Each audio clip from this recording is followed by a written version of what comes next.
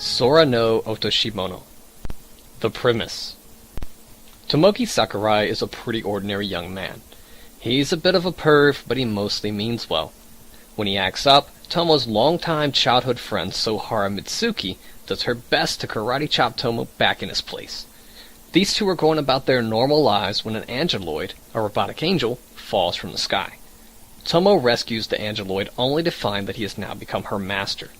Hijinks ensue as Tomo discovers this angeloid, who calls herself Ikaros, can practically grant him any wish he desires. But little to Tomo's knowledge, Ikaros is not exactly what she seems. The characters. Sora no Otoshimono is comprised of 6 main characters. Beyond those, all other characters fill minor supporting roles. While that number may sound a bit thin, I found that it just might be the perfect number for short series anime. Each of the primary characters are given distinct characteristics that seldom overlap with another character's, and no one character ever feels like they've been ignored for too long. The cast is equally likable, though Ikaros did take some time to grow on me. I think that was kind of the intent. Tomo is your typical red-blooded young man, with nothing but perverse thoughts on his brain, but he's also caring and selfless when needed. Sohara is the usual girl next door, except she has a deadly karate chop. Beyond these two, there's 2 angeloids who receive the most amount of character development in the show, and 2 other main characters that take slightly minor roles than the aforementioned 4. The angeloids are the real focus of the show. Ikaros begins the series mostly robotic and emotionless, but as the show develops, so do her emotions. The other angeloid, Nymph, has perhaps the most character growth, and her story is the one that will play with your emotions more than the rest. Once Nymph appeared in the show, around the midpoint, my enjoyment, investment, and interest in the show greatly increased. It's partly coincidental, since the series really takes off there in a number of ways, but Nymph's story is truly one to be remembered. The story. The first few episodes of Sora no Otoshimono will lead you to believe that this series is little more than a comedy. There's a few foreshadowing dream sequences where Tomo is contacted by an unknown angel in his sleep, but beyond that, the arrival of Ikaros is used as a means to get Tomo into ridiculous situations and lots of trouble. The middle episodes really kick the laughs into high gear, spending large portions of the episode focusing on a single hilarious premise. From a comedy standpoint, these are the best ones, and I had feared that the series would peak here. Alas, I was wrong. It's the last few episodes that really focus on the overarching plot. Despite this somewhat erratic pacing, Sora no Otoshimono never felt like it left the plot behind. I suppose most of that is because I didn't expect it to even have one to begin with. But when the plot intensified towards the end, I was a bit surprised at how good it actually was. The story is relatively simple, but the emotions that the characters convey are truly powerful. Sora no Otoshimono has heart, and a lot of it. The story is not revolutionary, but the attachment to the characters and their plights is certainly moving. The visuals. A good portion of Sora's charm stems from its aesthetics. Animation appears to be slightly above average, and the sheer variety of unique art is fun to behold, but the best visual aspects of Sora are the chibi character depictions. The characters look charming enough normally, especially Sohara, Ikaros, and even Tomo, when he's not in perv mode, but in their chibi forms, the cast is just too cute.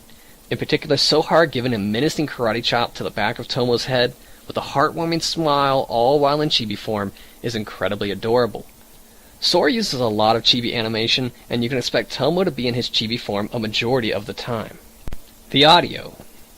There's a lot to be said about Sora's audio. For starters, the voice work is delightful. Tomo is voiced very well by Soichiro Hoshi, as is Nymph by Yori Nomizu, but the real standout is Sohara, voiced by the relatively newcomer Mina. As mentioned before, the cast isn't very large, so getting a good cast might not be too hard on the budget this way, but the whole roster does a bang-up job regardless. I'm pleased to say that Sora no Otoshimono has a very pleasing soundtrack.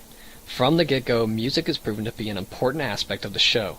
Music is not as predominant as in an anime say like Cowboy Bebop, but it is used much more than in most anime, and it's quite good too. The opening song Ring My Bell is a bit cheesy, but it's catchy and easy on the ears. I'm befuddled by the choice to include stock sound effects to accompany the on-screen action during the opening though. It doesn't ruin the song, but it is a bit overpowering and distracting. Sora uses a unique approach to ending songs by having each episode end with a new tune. These mostly range from okay to cute, but Soba ni Irareru Dake Day by Blue Drops really stands out. It just so happens that Blue Drop's song is the only one used twice, on the opening and ending episodes. It just seems fitting that the show opens and ends with this song. Combined with the actual ending of the show, Soba ni Irareru Dakide pulled on my emotional strings as the show came to its conclusion. The conclusion. Sora no Otoshimono has more heart and soul than it should. That's not a cheap pun aimed at the inclusion of robotic angels. No, Sora no Otoshimono is actually very touching. Sure, it can be perverted, but Sora knows its bounds and what it's really about. Plus, there's never any actual nudity in the series at all. It's also damn funny. When I started this series, I didn't know if I'd enjoy finishing it. But now at the end, I'm salivating to jump into Sora's sequel, Forte. I should note that there is a single OVA episode that continues where the regular 12-episode series ends. Normally, I would do a review of the OVA on its own, but it almost feels mandatory to see it. The OVA is mostly about comedy, and it's extremely funny at that, but also outlines Tomo's dreams better in a single minute than several excerpts throughout the main series ever did. It also sets up a big reveal for the next series. I didn't take it into consideration for any portions of this review, but if I had, it would only make me like the series even more. Sora no Otoshimono just barely misses the mark of greatness. If the first few episodes were a little bit funnier or more centered around story, then perhaps it would receive a full 5 stars. Regardless of the final score, I love Sora no Otoshimono.